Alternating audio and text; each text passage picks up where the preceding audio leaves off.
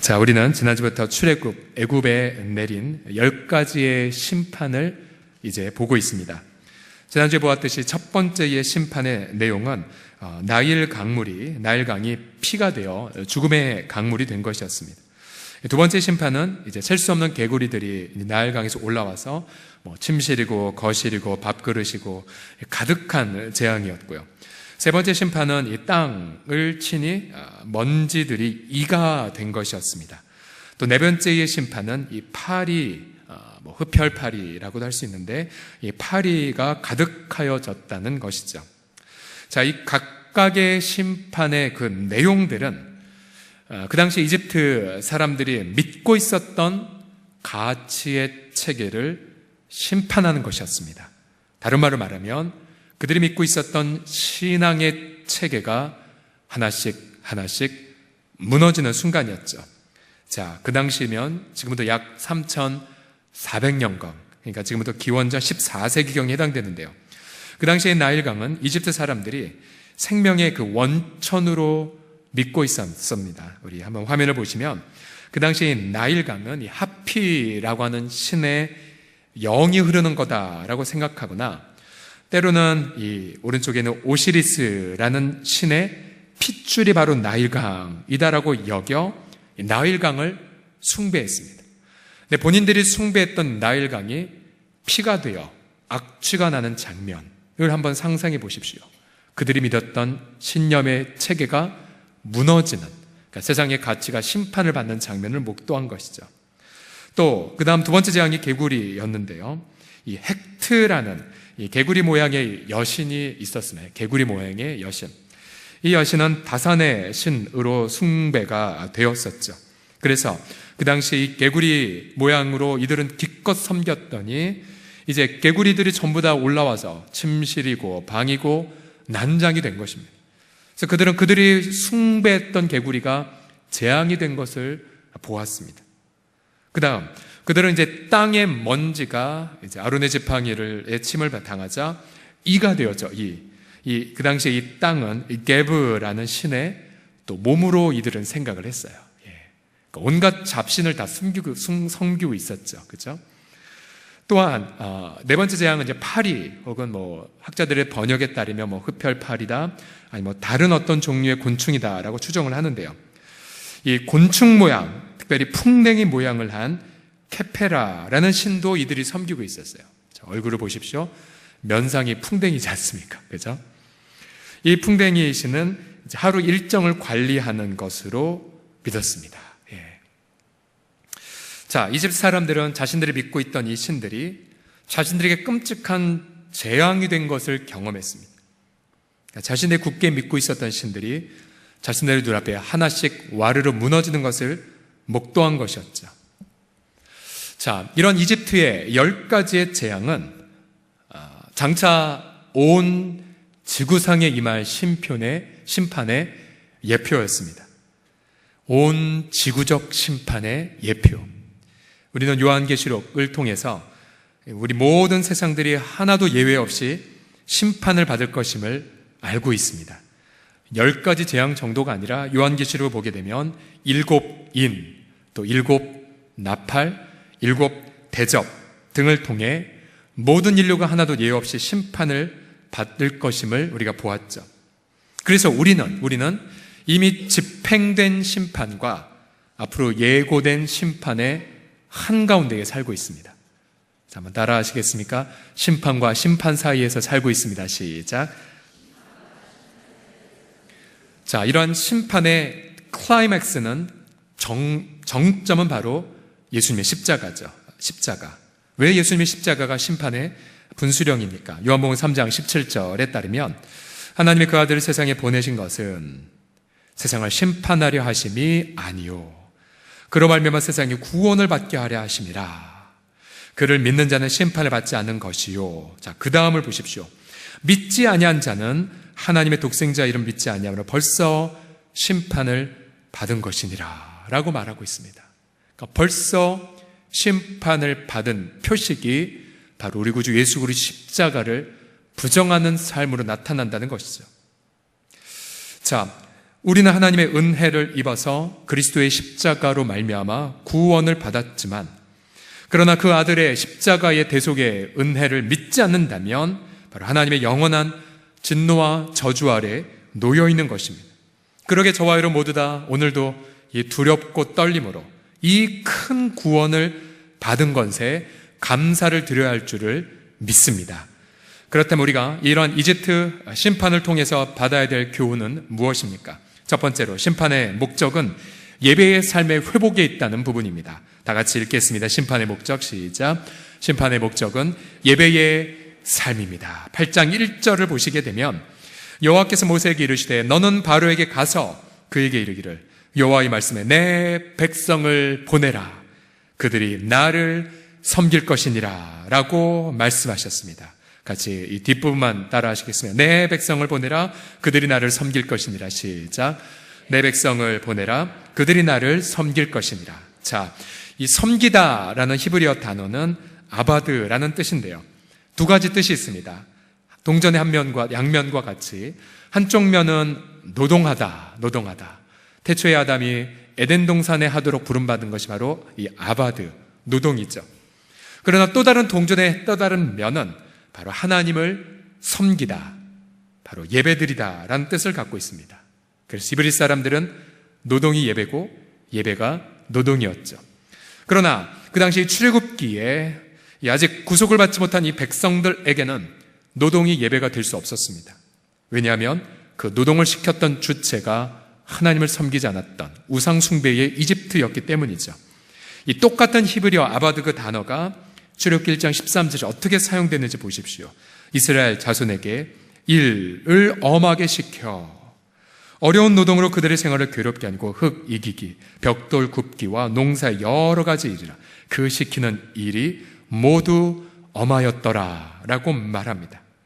자, 이스라엘 백성들은 농사나 벽돌 굽기 등의 노동에 강제 동원되고 있습니다. 이스라엘 백성들은 바로 이집트 백성들에게 착취의 대상이었죠. 마치 일제시대 때 일본인들이 호남의 곡창지대를 수탈해한 것과 마찬가지였습니다. 또한 이집트인들은 자신들이 섬겼던 그 신들, 날강의 신, 개구리의 신, 이 땅의 신 등을 섬기기 위해 이스라엘을 학대했죠. 일제도 자신을 섬겼던 이 태양신과 천황 종교, 즉 신도를 위해서 조선의 청년들을 강제 동원하고 또 처녀들 성노예로 착취하지 않았습니까? 자, 이 살아계신 하나님께서는 이 하나님 백성들을 이 우상의 세상에서 자유케 하기를 원하셨습니다.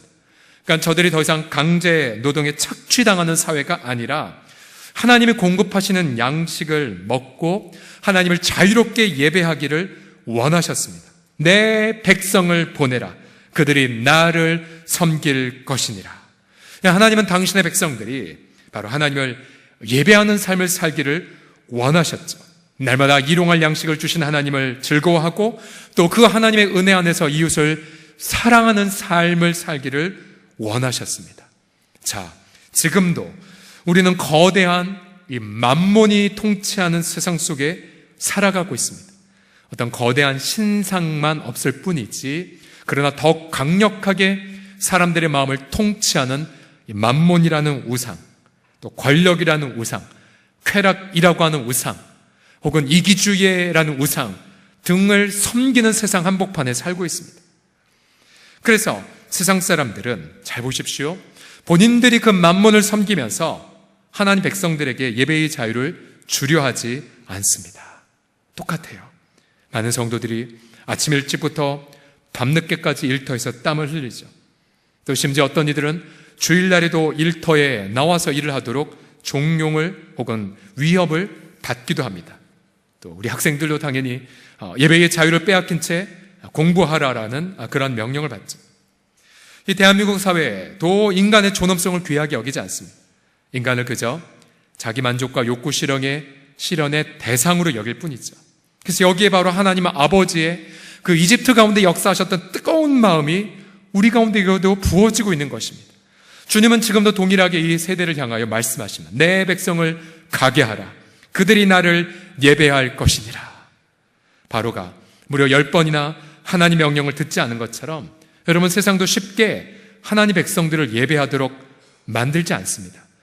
수단과 방법을 가리지 않고 예배의 자유를 빼앗으려고 노력하죠. 여러분, 그때에 무엇을 선포하셔야 되겠습니까? 주님의 명령을 선포하십시오. 내 백성으로 가게 하라. 그들이 주님을 예배할 것이니라. 자, 이 로마 제국 당시에도 수천만 명의 노예들이 살고 있었죠. 근데 바울이 그러한 노예들을 향하여 고린도서 7장 21, 23절에서 이렇게 권면했습니다. 네가 종으로 있을 때 부르심을 받았느냐? 염려하지 말라. 그러나 네가 자유롭게 될 수 있거든 그것을 이용하라. 주 안에서 부르심을 받은 자는 종이라도 주께 속한 자유인이요, 또 그와 같이 자유인으로 있을 때에 부르심을 받은 자는 그리스도의 종이니라. 너희는 값으로 사신 것이니. 마지막 같이 읽어보겠습니다. 시작. 사람들의 종이 되지 말라. 사람들의 종이 되지 말라. 여러분, 이 구절을, 이 진리를 묵상하시고 명심하십시오. 주님은 분명히 이 세상의 만몬신을 향하여 이미 그리스도의 십자가로 말미암아 심판을 집행하셨습니다. 분명히 예수님은 광야에서 사람이 떡으로만 살 것이 아니요, 요즘 말로 바꾸면 사람이 돈으로만 살 것이 아니라 하나님 입에서 나오는 모든 말씀을 살 것이니라 라고 말씀하시면서 사단의 공격을 물리치지 않으셨습니까? 그래서 여러분들, 주님이 이미 당신의 십자가의 보혈로 우리에게 자유를 주셨기 때문에 여러분, 할 수만 있다면 자유를 누리는 환경을 사모하셔야 됩니다. 우리에게 정당하게 주어진 선물입니다. 혹시 여러분 일터에서 여러분의 예배를 제한하는 달콤한 제안을 받으신 적이 있습니까? 그래서 그 제안에 따르면 내가 돈을 좀 더 벌고, 혹은 내가 좀 더 경력이 올라가고 또 미래가 보장된 것처럼 하는 그런 달콤한 제안을 받으셨습니까? 여러분, 경계하십시오. 주님은 여러분에게 이미 예배의 자유를 주셨습니다. 여러분, 그 어떠한 것에도 사람의 올무에 빠지지 마십시오. 여러분, 어떠한 순간에서도 사람의 위협에 넘어가지 마십시오. 여러분, 어떠한 이 세상의 위협과 권세라도 우리 예수 믿는 사람들의 예배의 자유를 가져갈 수 없음을 선포합니다. 저는 목회자 납세 문제도 그 배후에는 만몬신의 거대한 유혹이 있다고 생각합니다. 만약 교회 재정이 세상의 관점에서도 투명하고 공의롭고 모범이 된다면 여러분, 교회 재정 다 오픈해도 뭘 두려워하겠습니까? 분명 예수님께서는 가이사의 것은 가이사에게, 하나님께서는 하나님에게 바치라고 말씀하셨는데 왜 일부 종교 지도자들이 종교인 납세를 자꾸만 유예해야 한다라고, 또 그러한 정치 지도자들에게 압력을 가하여 자꾸만 그러한 성명을 내게 합니까? 분명하게 고백하셔야 돼요. 또한 여러분, 예배의 자유를 조금이라도 방해한 유혹을 받으셨다면 여러분, 담대하게 물리치셔야 돼요.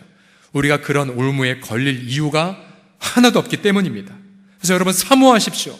여러분, 일터의 상황과 환경이 도저히 예배의 자유를 섬길 수 없다, 내가 정말 여기에 매여서 마음껏 영혼들 섬길 수 없다, 그러면 여러분 선택하십시오. 하나님, 저 예배의 자유를 누리기를 선택합니다. 저 마음껏 하나님을 섬기는 환경이 주어지기를 선택합니다 라고 결정하시고 문을 놓고 하시면 하나님이 가장 베스트한 환경 우리 가운데 부어 주실 것입니다. 우리 학생들도 마찬가지죠. 우리가 지난 주일날 우리 주일학교 교육자들에게 이런 기쁜 말을 들었는데요. 우리가 지난 상반기 동안에 우리 청소년들에게 주일날 쉼을 주고 또 예배를 드리고 그런 어떤 쉼 있는 교육을 캠페인을 강조하자 여러분, 열매가 그대로 나타나더라고요. 우리 청소년들이 여름에 수련회 때 참석한 인원이 비약적으로 늘어난 열매들이 있더라고요.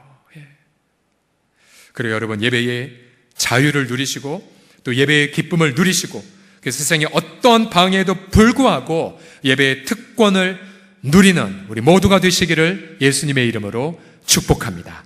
옆 사람 몸에 이렇게 힘차게 고백합시다. 예배의 자유를 누립시다. 시작.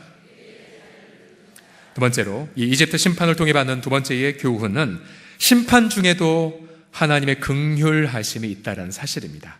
심판 중에도 무엇이 있다고요? 긍휼이 있다는 사실이에요. 자, 바로가 이 개구리 재앙으로 고통할 때입니다. 우리 같으면 개구리 재앙으로 다 끝내버리죠. 그죠? 다 끝내버리고 자, 이제 출애굽이다 라고 할 것 같지만, 그러나 모세는 바로에게 9절에서 이러한 제안을 합니다. 제가 왕과 왕의 신하와 왕의 백성을 위하여 이 개구리를 왕과 왕국에서 끊어 나일 강에만 있도록 언제 하나님 앞에 간구하면 좋을지 제게 명령하세요 라고 말해요. 분명히 바로가 또 하나님의 백성을 보내지 않을 걸 알고 있음에도 불구하고 모세는 왕에게 기회를 줍니다. 모세는 왕에게 일종의 선택의 자유를 주는 거죠. 바로가 내일이라고 부탁하자 12절 13절을 보세요. 모세와 아론이 바로를 떠나 나가서, 그 다음 표현, 바로에게 내리신 개구리에 대하여 모세가 여호와께 간구하매. 어느덧 모세는 하나님 앞에 이런 중보자로 변화되었었죠. 원문을 보게 되면 바로의 부탁 혹은 바로의 일에 대하여 하나님 앞에 부탁하자 하나님 모세의 말을 들어주셨어요. 그래서 그 다음날 개구리의 재앙을 끝내버리셨습니다. 파리 재앙 때도 마찬가지였습니다. 24절을 보시게 되면, 자, 그 땅이 황폐해지기까지 파리는 이 이집트를 강타했었죠. 그러자 모세를 바로가 급하게 부릅니다. 그리고 백기를 듭니다. 내가 다 포기하겠으니 이제 이 땅에서 예배를 드려라. 물론 모세는 이 제안을 거부를 했죠. 그리고 우리는 광야에 가서 하나님의 뜻대로 예배드리겠다고 말합니다. 그러나 모세는 이 바로가 자신들에게 또 속일 거라 예상했음에도 불구하고 31절을 보십시오. 모세가 바로를 떠나 나와서 여호와께 간구하니 여호와께서 어떻게 하셨습니까? 모세의 말대로 하셨습니다.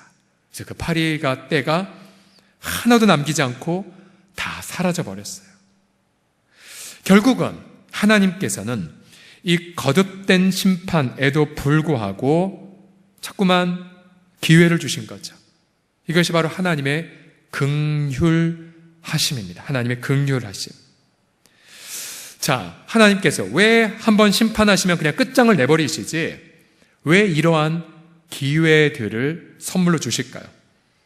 자, 10절을 보시게 되면 하나님의 갈망이 여기 있습니다. 10절을 다 같이 읽겠습니다. 시작. 그가 이르되 내일이니라. 모세가 이르되 왕의 말씀대로 하여 왕에게 우리 하나님 여호와와 같은 이가 없는 줄을 알게 하리니. 자, 이 안다는, 알게 하는 주체가 누구냐면 바로입니다. 바로 재앙을 주기도 하시고 또 재앙을 바로의 말대로 거두어 가심을 통해 이 바로는 하나님을 알기를 하나님은 열망하셨어요. 베드로서 3장 9절을 보시면 하나님의 긍휼하심이 얼마나 크신지를 이렇게 말하고 있습니다. 오직 주께서는 너희를 대하여 오래 참으사 아무도 멸망하지 아니하고, 그 아무도에는 이 바로도 포함되죠. 다 회개하기에 이르기를 원하시느니라. 그래서 실제로 출애굽 당일에 이스라엘 민족만 이집트를 나온 것이 아니었습니다. 출애굽 12장 37절을 보게 되면 이스라엘 자손이 남자분 60만 명이란 대군이 나왔는데 그 다음 한 두 단어가 표현되어 있죠.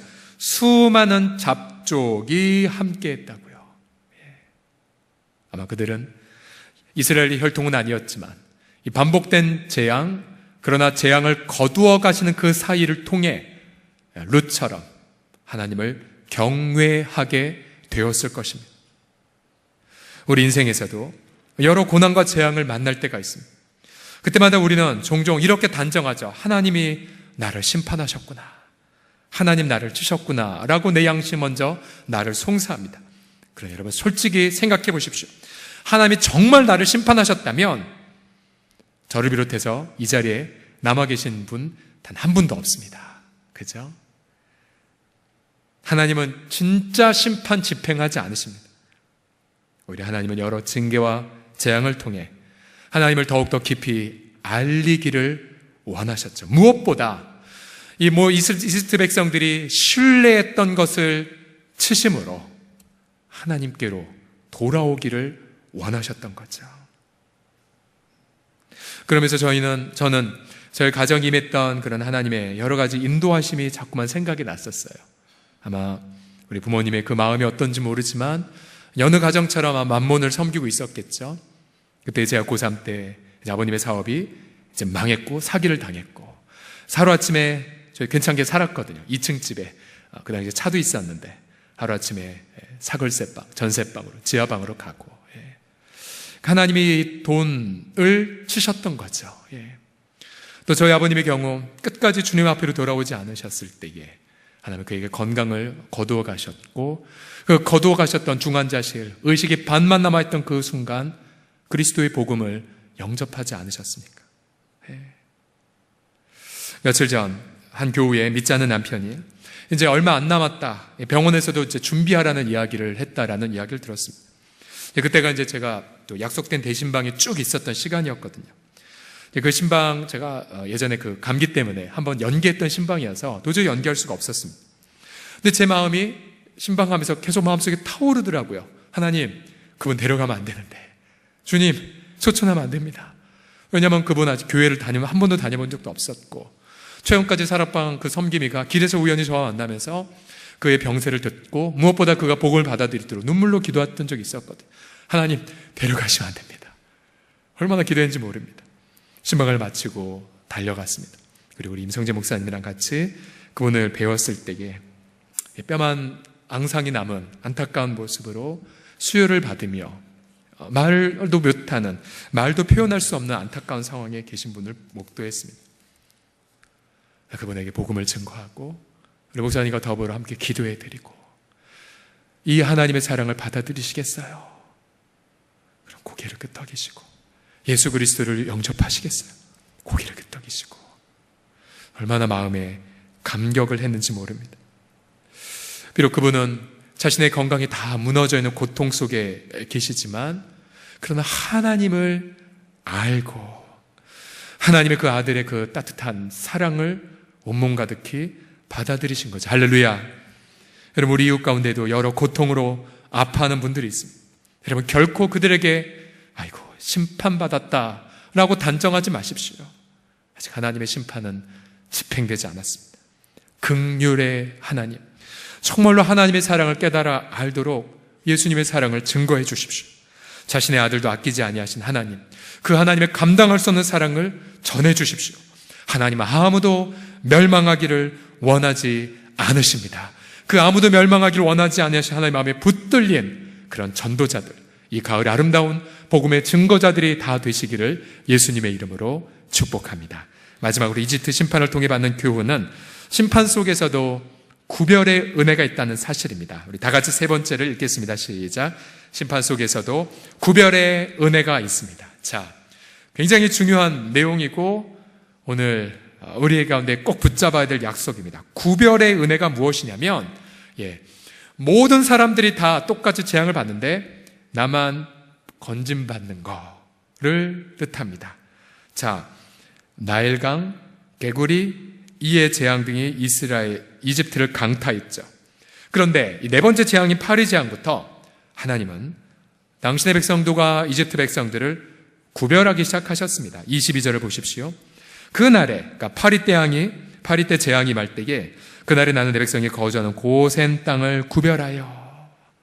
고센 땅은 그 옛날 요셉이 자신의 가족들을 봉양했던 장소이지 않습니까? 이 지도를 보면 이집트의 한가운데 나일강의 삼각주 동쪽, 그러니까 서쪽인가요?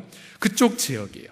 그러니까 이집트에서 구석진 외곽도 아닙니다. 그런데 이 고센 땅을 구별하여 그곳에는 파리가 없게 하리니 이로 말미암아 이 땅에서 내가 여호와인 줄을 내가 알게 될 것이라 라고 말합니다.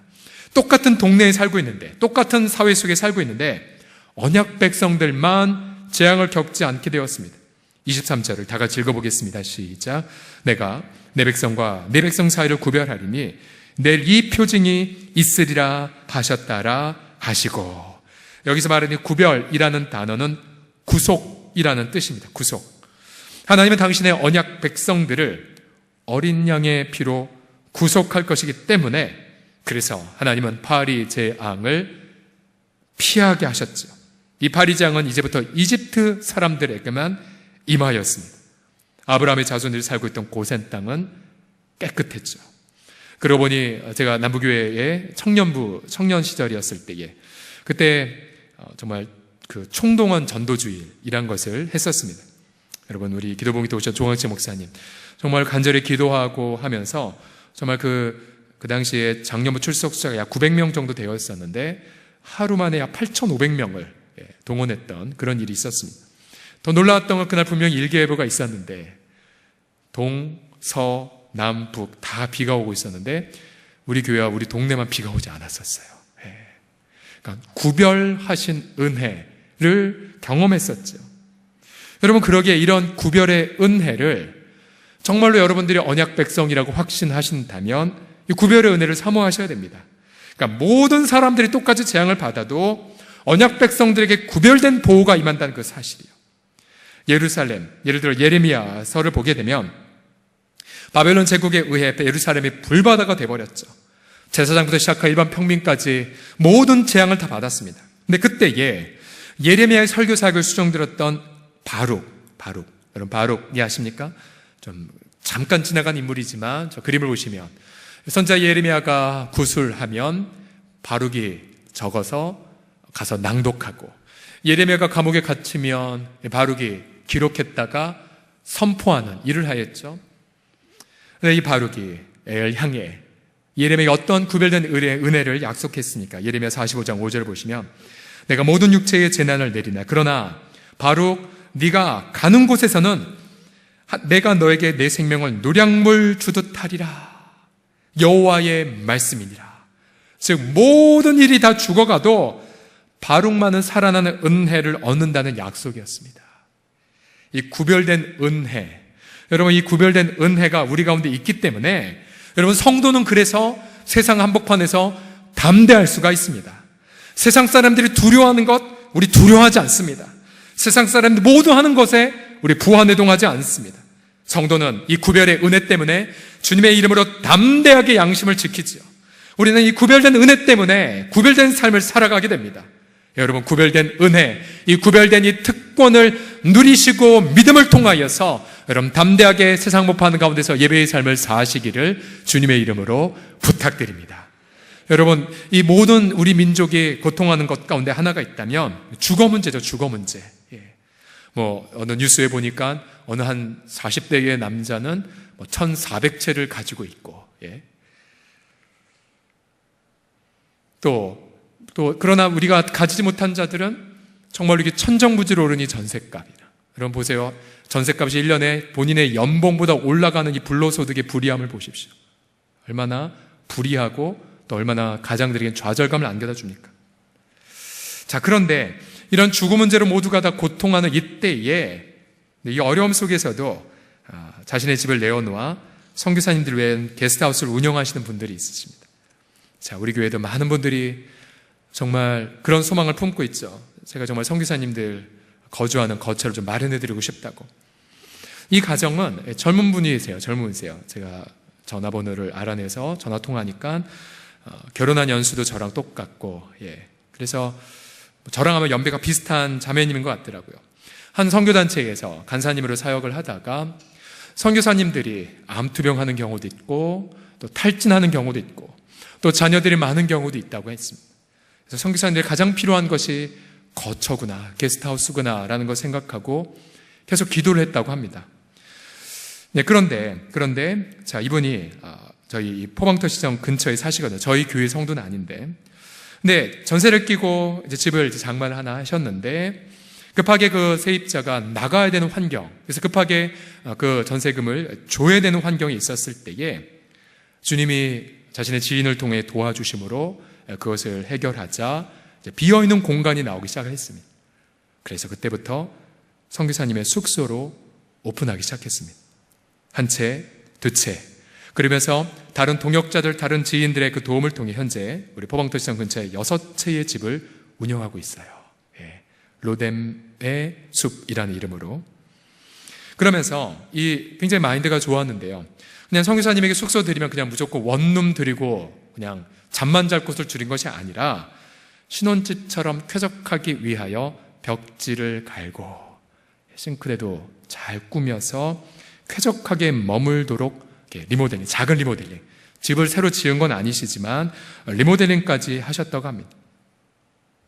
제가 그래서 그분에게 너무 고맙다고 전했어요. 왜냐하면 교회가 해야 될 일을 한 개인이 하셔서 너무 부끄럽지만 우리는 너무 감사하다라고 축복을 전했습니다. 그래서 그분이 이러시더라고요. 목사님, 우리 바로 이 근처에 저희 교회가 있기 때문에, 서울홍수 교회가 있기 때문에 선교사님들에게 저희 교회에 가서 예배드리시고 기도하시라고 그렇게 권한다라고까지 말했습니다. 그러니까 다른 모든 이들은 집을 자신의 어떤 재산 증식의 대상 혹은 어떤 자신의 좌절의 대상으로 겪는 그때에 이분은 지금 구별된 은혜를 경험하고 구별된 축복을 한복판에서 나누는 분이신 거죠. 제가 아는 제가 속한 이 둘러스 네트워크의 그 한 장로님께서는 자신의 집을 아예 오픈을 해버려서 그곳에 반찬 다 넣어두고 그러면 전 세계 각처 선교사님들 오셨다가 또 납두고 또 가시고 그래서 지금까지 약 1000가정 정도의 선교사님을 섬겼다고 합니다. 그러면서 선교사님들이 여러분 정말 제가 죄송합니다. 기도발이 세신 분이 누군지 아시면 선교사님들이세요. 그분들이 한번 선교를 받고 축복하시고 또 한번 선교를 받고 축복하시고 그러면서 그 가정이 받았던 은혜가 얼마나 여러분 클까요? 여러분 얼마나 클까요? 구별된 은혜, 구별된 축복. 모든 99명이 다 거기 가야 산다라고 하더라도 우리 예수 믿는 크리스찬들은 아니 진리가 그렇게 원치 않아. 그러면 가지 않을 수 있는 자유. 여러분 그런 자유를 사용하십시오. 그때에 우리는 사도 바울이 갈라디아서 6장 14절에 이러한 멋진 고백을 세상 한복판에 선포하지 않았습니까? 우리 마지막 구절입니다. 같이 읽겠습니다. 시작. 그러나 내게는 우리 주 예수 그리스도의 십자가 외에 결코 자랑할 것이 없사니 그리스도로 말미암아 세상이 나를 대하여 십자가에 못 박히고 내가 또한 세상을 대하여 그러하니라. 아멘, 아멘. 그리스도의 몸의 죽으심으로 말미암아 저와 여러분들이 세상에 대하여 십자가에 우리가 못 박혀졌습니다. 그러게 세상의 온갖 우상과 온갖 위협이 우리를 해할 권한이 없습니다. 또 나 또한 또 세상을 대하여 그렇게 못 박혔죠. 그래서 여러분들 비록 세상과 일터에서 우리가 가진 예배의 자유를 제한하려고 한다면 여러분 결코 굴복하지 마십시오. 예배의 자유를 사수하십시오. 오히려 복음을 증거하십시오. 구별된 은혜를 선포하십시오. 그때에 주님의 칭찬이 우리 마음에 이렇게 울려 퍼질 것입니다. 그래, 너는 나의 구별된 백성이야. 이러한 칭찬과 은혜, 이러한 감격과 이런 담대함이 저와 여러분의 삶 속에 일터와 가정과 캠퍼스에서 넘치기를 주의 이름으로 간절히 축복합니다. 기도하겠습니다.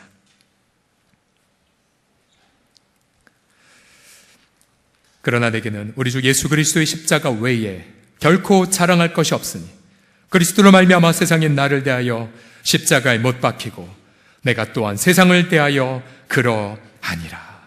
주님, 살든지 죽든지 내 몸에서 그리스도가 존귀하게 되기를 열망하나이다. 살아도 주를 위하여 살고 죽어도 주를 위하여 죽는다는 그 복음의 진리가 우리 내면 안에 아버지 하나님이여 철저하게 강하게 임함으로 인하여서 세상을 향하여 담대하게 하여 주시고 예수 믿는 성도들 아버지 결코 양심의 아버지 하나님의 화인 맞든 것처럼 아버지 하나님의 양심을 저버리지 말게 하여 주시고 담대하여 예배의 자유를 누리는 우리 모든 하나님의 사람들이 되게 하여 주시옵소서. 예수님의 이름으로 기도드립니다. 아멘, 아멘.